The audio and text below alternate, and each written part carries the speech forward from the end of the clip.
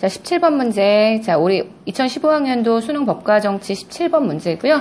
여러분들 지금 이 문제 A부터 C까지의 헌법 기관은 정말 너무 중요해요. 실제 저희 공무원 시험에서도 굉장히 많이 출제가 되는 영역이기 때문에요. 여러분 반드시 보셔야 돼요. 자, A는요. 법률이 정한 공무원이 그 직무를 집행함에 있어서 헌법이나 법률을 위반할 때의 탄핵 결정안이죠. 뭐래요? 탄핵에 대한 소를 의결할 수 있다. 탄핵 소추 의결권 가지고 있는 것은 당연히 국회가 되는 것 확인하실 수 있을 거고요. B는요. 대통령의 의장이 되어 국무총리 부의장 아마도요. 15명에서 30인 미만의 국무위원으로 구성이 되게 될 거고요. 정부의 권한에 선숙하는 주요 정책을 심의하는 행정부 최고의 심의기구 바로 국무회의에 대한 이야기일 거고요. 그 다음 C예요. 상고심 관할권 대통령, 국회의원, 시도지사, 다시 얘기해서 광역자치단체장. 이 광역장들의 선거소송에 대한 재판권을 가진다. 아, 얘는 대법원이구나. 요게 딱 보여야 되겠죠. 자, 그럼 1번부터 가볼게요. 자, A는요.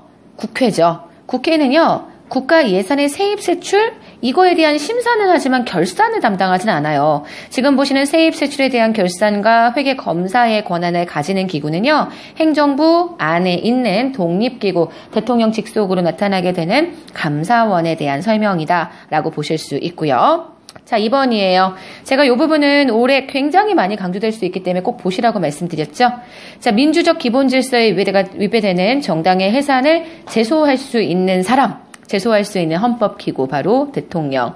그 대통령은요. 위헌정당 해산 제소권을 가지고 있고요. 이 대통령의 위헌정당 해산 제소권은 국가 및 헌법 수호권이에요.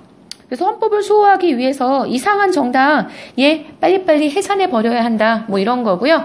사실 요거 행사하는 게 그렇게 쉽지 않은 문제인데도 불구하고 올해 우리나라에서는 실제 요 정당 해산에 대한 결정이 내려졌기 때문에요. 여러분 이 부분은 좀 시사적인 문제와 같이 좀 중요하게 생각해 주실 필요가 있을 거예요. 3번이에요. 대통령은요. 중대한 대외 정책, 네, 국무회의가 심의는 할 수 있죠. 하지만 행정부의 모든 의결권은 다 대통령이 가지고 있기 때문에 꼭 행정부를 따라야 하는 것은 아니에요. X고요.